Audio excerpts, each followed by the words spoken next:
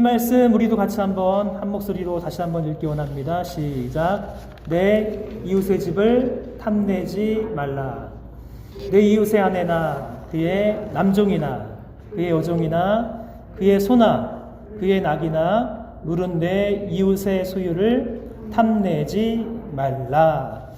동일한 십계명의 10번째 계명의 말씀이 신명기 5장 21절에도 기록되어 있는데 약간의 차이가 있습니다. 출애굽기 말씀과 신명기 말씀 무슨 차이가 있는지 다시 한번 살펴보기 원합니다. 신명기 5장 21절 말씀입니다. 내 이웃의 아내를 탐내지 말지니라.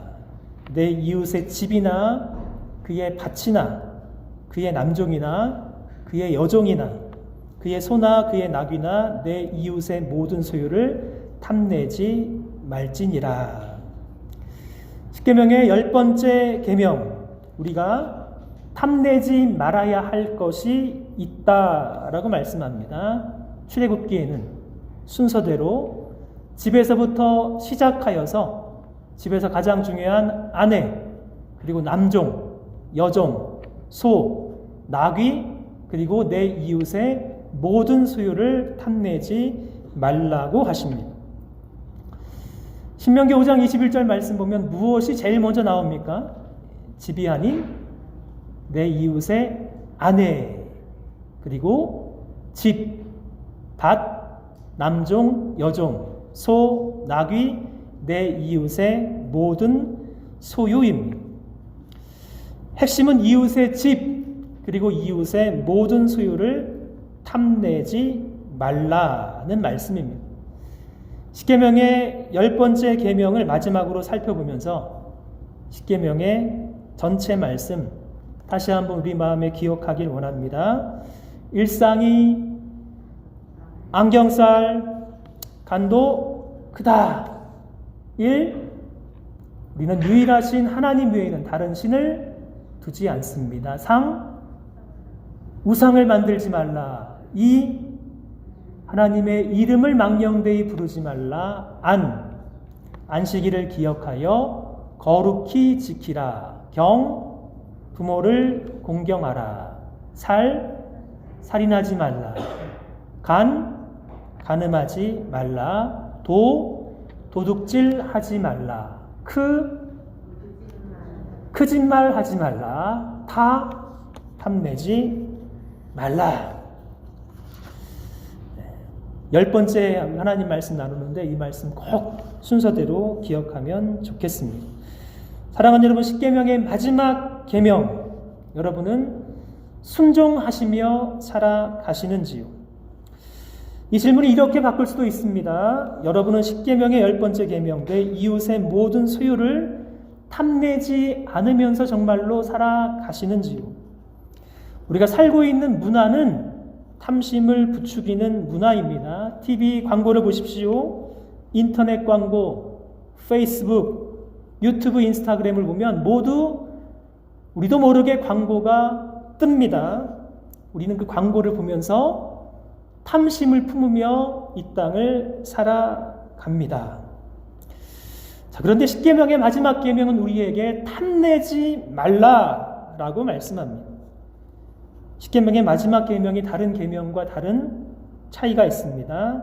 이 계명은 우리의 행동을 다루지 아니하고 우리의 마음의 문제를 다룹니다. 탐내지 말라. 사람이 탐내는 것을 어떻게 알 수가 있겠습니까, 여러분?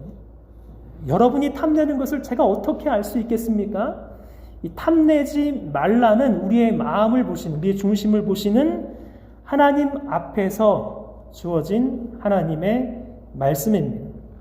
그러게 행동 이전에 우리의 가장 중요한 우리의 마음의 문제를 다루고 있는 계명이 십계명의 마지막 계명입니다. 탐내지 말라. 단어의 의미가 있습니다. 히브리어 하마드. 그냥 탐내는 것이 아니라 강렬하게 원하다.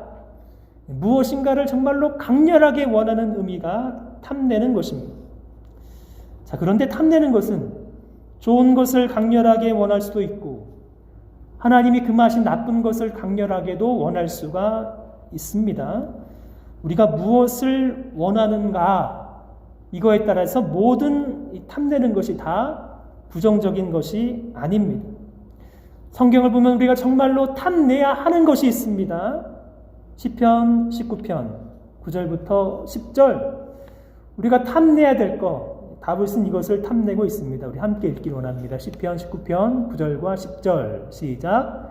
여호와를 경외하는 도는 정결하여 영원까지 이르고 여호와의 법도 진실하여 다 의로우니 금 곧 많은 순금보다 더 사모할 것이며 꿀과 송이꿀보다 더 달도다. 여기에서 사모할 것이 있다 말합니다. 그것이 바로 탐내지 말라라고 말씀하시는 그 탐하는 것입니다. 다윗이 탐할 정도로 정말로 몹시 탐하는 것이 있습니다. 바로 여호와를 경외하는 도, 여호와의 법인 하나님의 말씀을 그는 사모합니다.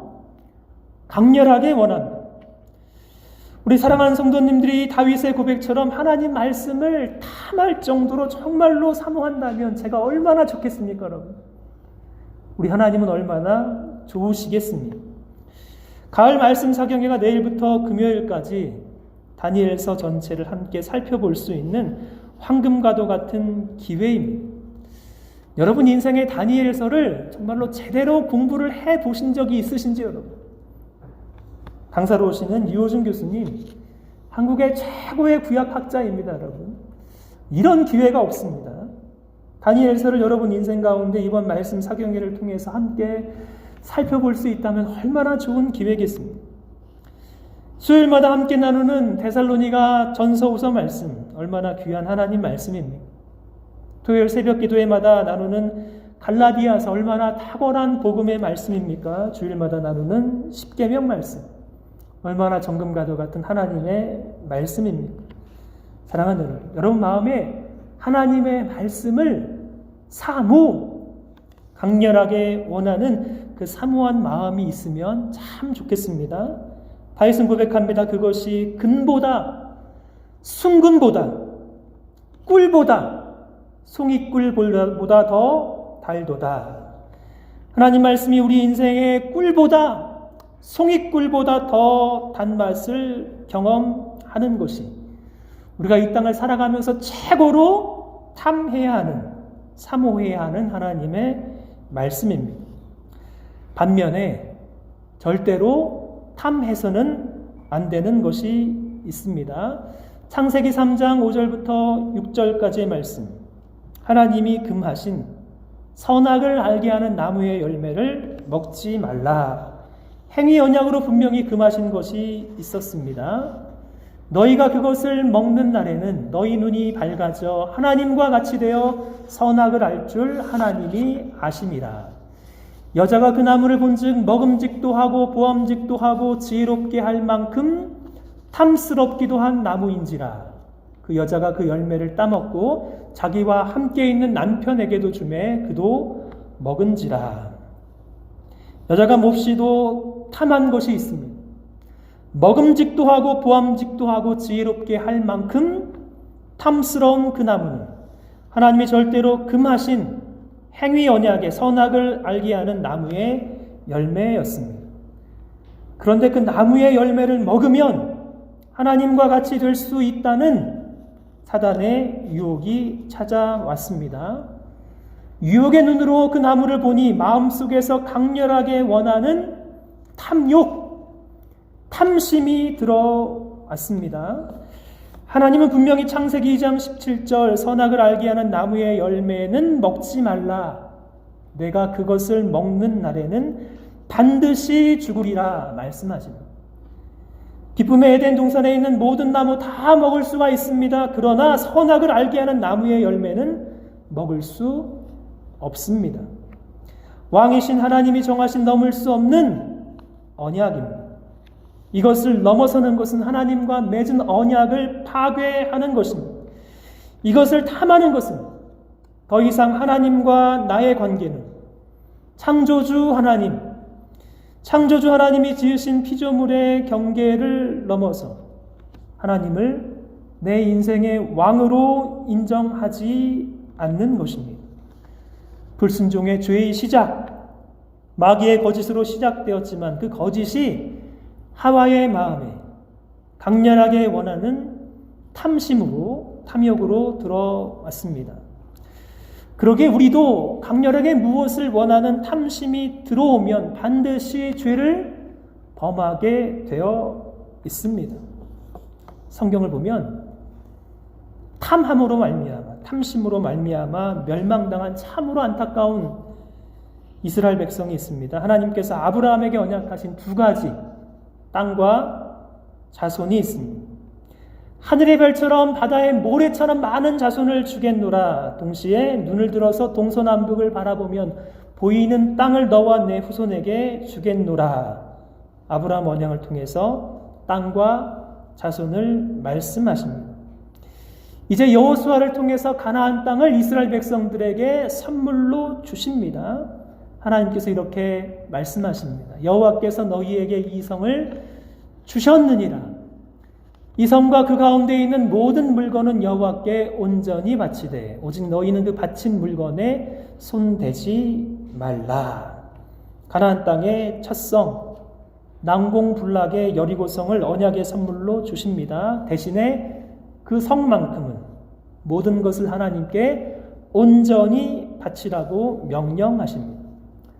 너희가 그것을 온전히 바치고 바친 것 중에서 손대지 말라고 여호수아를 통해서 온 이스라엘 백성들에게 말씀하십니다. 이때 명백한 하나님의 말씀을 어긴 한 사람이 있습니다. 누구입니까, 여러분? 바로 아간. 아간의 이름의 뜻은 괴로움입니다. 이스라엘 백성들에게 괴로움을 준 아간. 아간으로 인해서 이스라엘 백성들은 여리고 성보다 훨씬 더 작은 아이 성에서 참패를 당했습니다. 패배의 이유, 하나님은 여호수아 7장 11절 12절에서 이렇게 말씀하십니다. 이스라엘이 범죄하여 내가 그들에게 명령한 나의 언약을 어겼으며 또한 그들이 온전히 바친 물건을 가져가고 도둑질하며 속이고 그것을 그들의 물건들 가운데 두었느니라. 온전히 바쳐진 물건 가운데, 이스라엘 백성들의 공동체 가운데 누군가 하나님의 언약의 말씀을 어기고 그 물건들을 가져가고 온전히 바쳐진 하나님의 것을 도둑질하고 거짓으로 속인 사람, 아간입니다. 원인이 어디에 있을까요? 여호수아 7장 20절, 아간은 이렇게 고백합니다. 내가 노력한 물건 중에 시날산의 아름다운 외투 한 벌과 은 200세겔과 그 무게가 50세겔 되는 금덩이 하나를 보고 탐내어 가져갔나이다.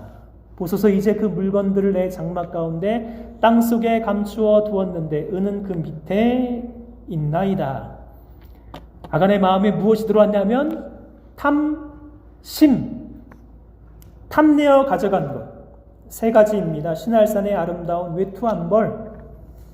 가나안 땅은 사막 기후여서 여러분, 아침 저녁으로는 몹시 우리 지역처럼 춥습니다. 그러니 아름다운 외투 한 벌이 꼭 필요합니다. 게다가 은 200세겔, 세겔은 오늘날 무게로 환산하면 11.4g. 200세겔이면 여러분 한번 계산해 보십시오. 200 곱하기 11.4 하면 2280g. 은이 2kg가 넘습니다. 오늘날 돈으로 대략 환산하면 한국 돈으로는 5,600만 원, 달러로 대략 환산하면 5만 달러. 은이 5만 달러입니다, 여러분. 탐이 날까요? 금은 50세겔, 50세겔, 세겔에 11.4니까 50 곱하기 11.4 하면 570g. 금은 은보다 15배 정도의 가치가 있으니 계산해보면 한국 돈으로 2억 1천만 원, 미국 돈으로 20만 불. 금 20만 불, 은 5만 불, 시날산의 아름다운 외투 한 벌. 네. 상상해 보십시오, 여러분. 탐이 나겠습니까? 탐이 나죠, 그렇죠, 여러분? 눈만 한번 감으면 그냥 아무도 모르게, 사람 모르게 아름다운 외투 한 벌, 참 추운 겨울 아침 저녁을 따뜻하게 보낼 수도 있고 5만 불이 있으면, 20만 불이 있으면 얼마나 삶이 윤택하고 얼마나 삶이 좋겠습니까? 마음에 강렬하게 탐욕으로 다가온 엄청난 액수에 탐심의 눈이 멀어 하나님의 명령의 말씀, 하나님의 언약의 말씀이 눈에 들어오지 않습니다. 그 결과는 비참하게 아간과 그의 가족 몰살을 당하였습니다. 사랑하는 여러분, 탐심, 이것이 왜 그토록 문제가 되는 것입니까? 우리 하나님은 왜 탐내지 말라라고 하시는 것입니까? 십계명의 계명에는 이유가 있습니다. 우리 인생에서 하나님이 반드시 탐해야 하는 것이 있다라고 말씀하지만 반드시 탐해서는 안 되는 것이 있다라고 말씀합니다. 왜 탐내지 말라고 하십니까? 내 부모를 공경하라. 부모 공경의 이유는 부모님은 하나님의 대리인이시기에 우리에게 하나님 말씀을 전해주시고 하나님을 대리해서 우리를 먹여주시고 키워주시고 입혀주시는 하나님의 대리인이기에 공경합니다. 살인하지 말라. 이유가 무엇입니까? 사람은 하나님의 형상으로 지음받은 존귀한 존재에게 우리는 살인할 수 없습니다. 간음하지 말라. 하나님은 언약의 하나님이시기에, 간음은 언약의 관계를 깨트리기에 도둑질하지 말라. 은혜가 풍성하신 하나님은 우리가 구하면 주시는 분이시기에 우리도 남을 대접받고자 하는 대로 남을 대접하는 황금률로 사람을 대해야 하기에 거짓 증거하지 말라. 왜냐하면 하나님은 거짓말 하실 수 없는 진실의 하나님이시기에 그러므로 우리도 거짓을 할 수 없습니다. 탐내지 말라. 그 중요한 이유가 무엇이겠습니까?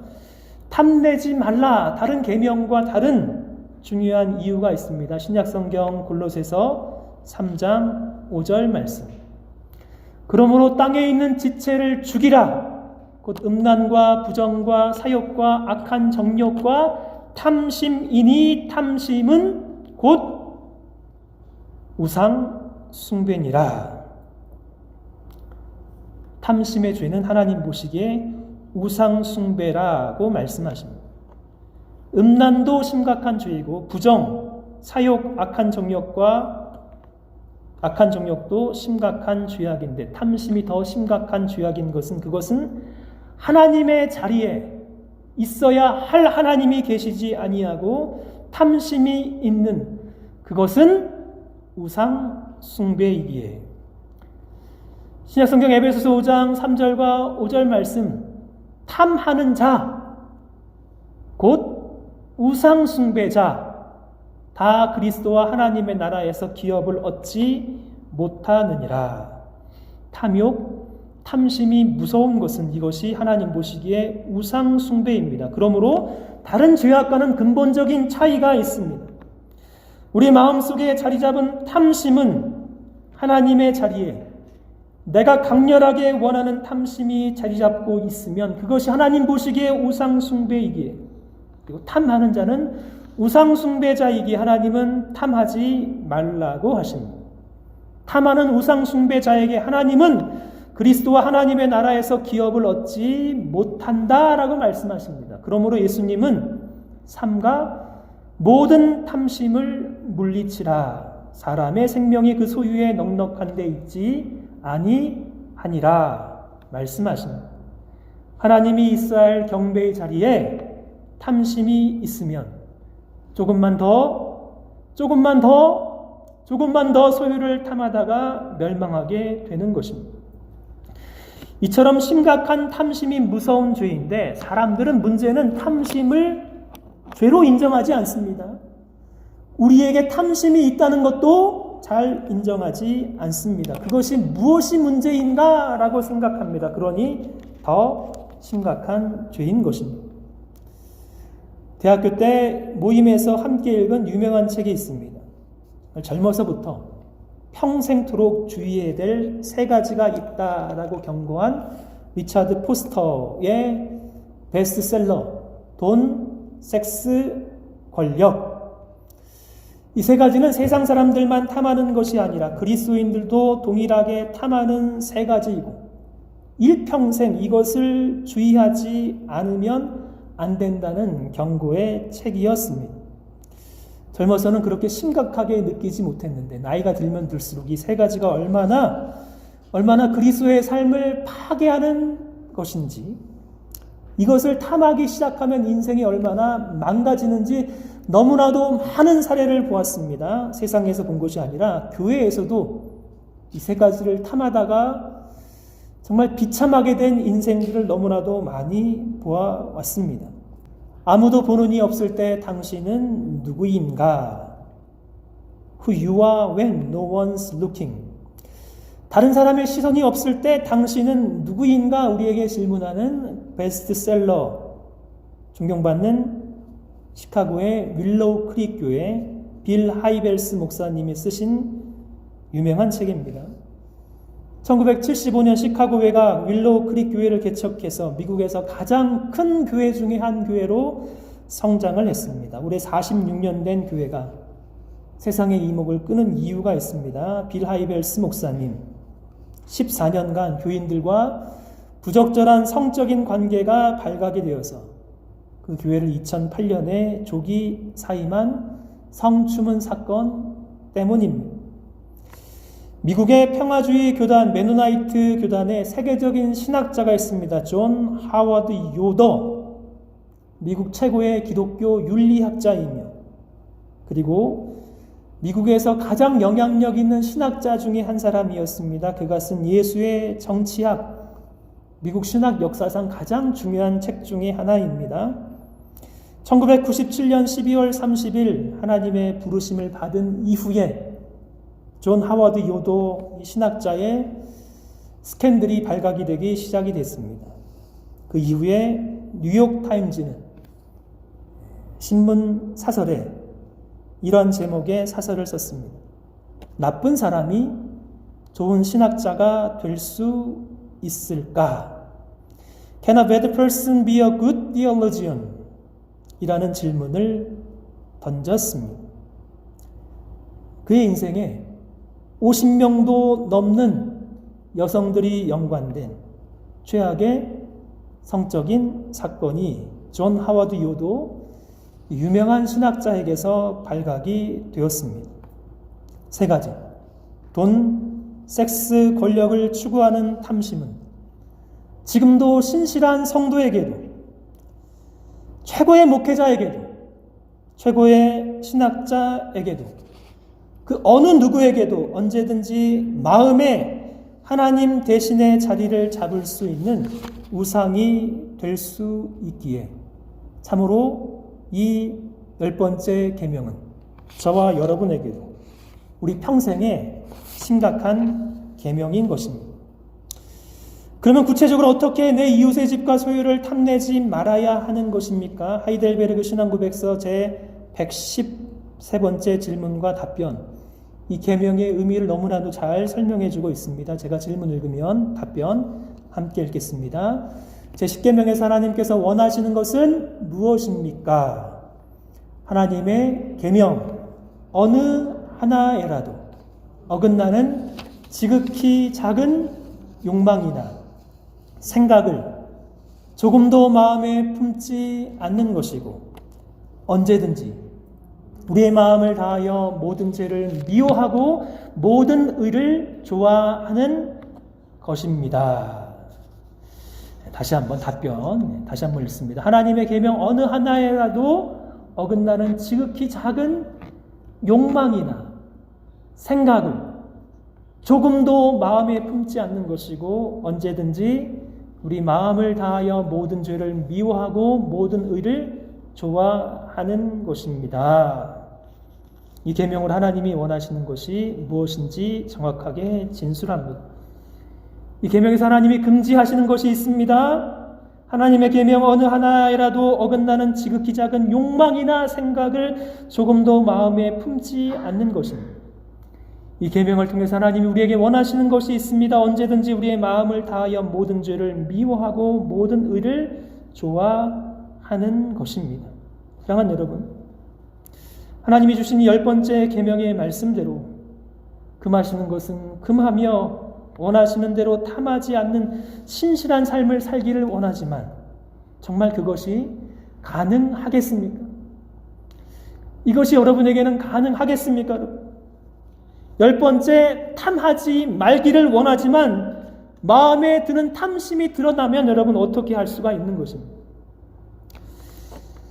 10번째 계명에서 발견해야 하는 것이 있습니다. 이 계명을 정확히 아는 것도 중요하지만 정말로 우리 삶에 탐하지 않는 것은 불가능하다는 우리의 한계를 발견하고 그러기에 이 말씀대로 살지 못하는 우리의 한계 속에 절망합니다. 십계명의 외형적인 명령이 아니라 그 깊은 본질의 의미를 깨달은 사도 바울의 고백이 로마서 7장에 기록이 되어 있습니다. 바울은 이렇게 고백합니다. 그런즉 우리가 무슨 말을 하리요? 율법이 죄냐? 그럴 수 없느니라. 율법으로 만리앉지 않고는 내가 죄를 알지 못하였으니 곧 율법이 탐내지 말라 하지 아니하였더라면 내가 탐심을 알지 못하였으리라.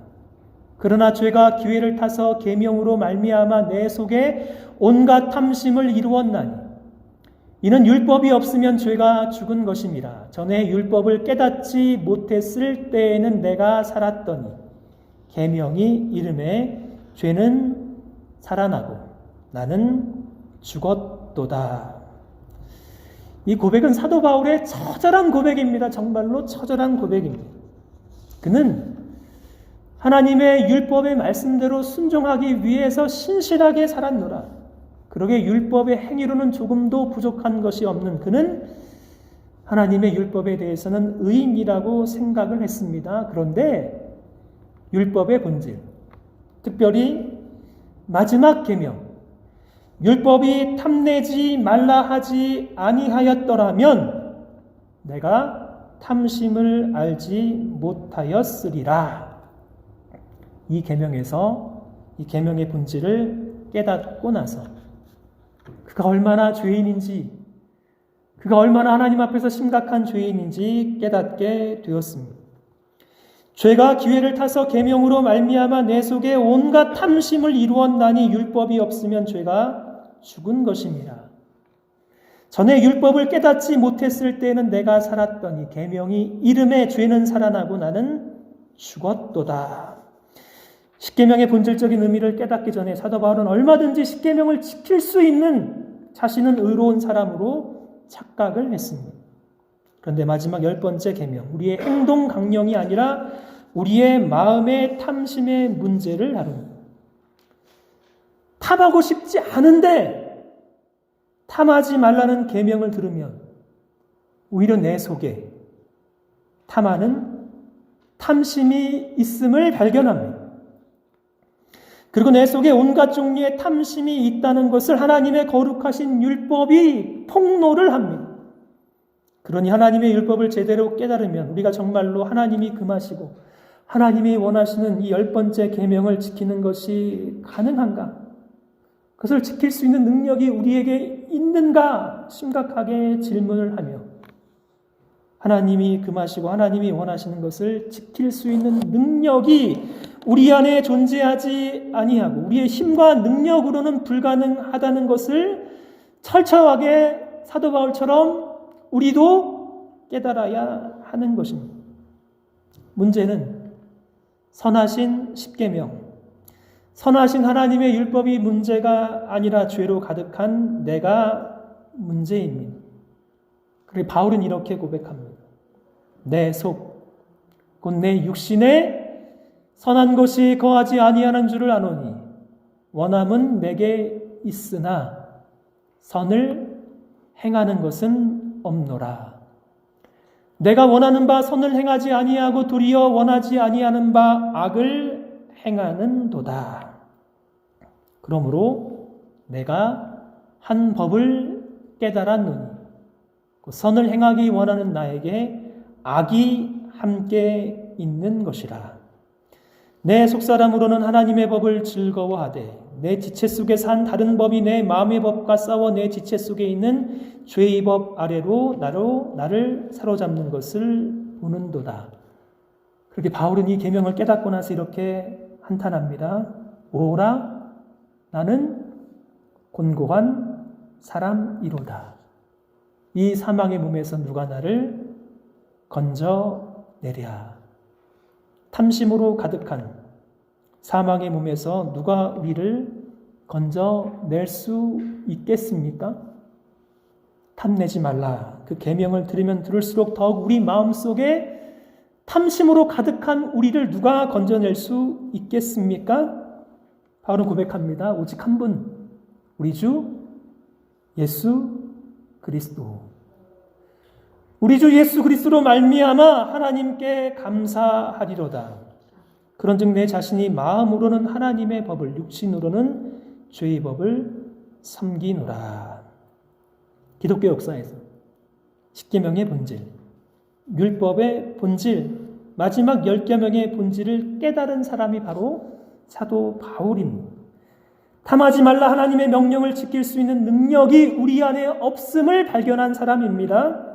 우리는 이 계명으로 우리가 할 수 없는 죄인임을 발견합니다.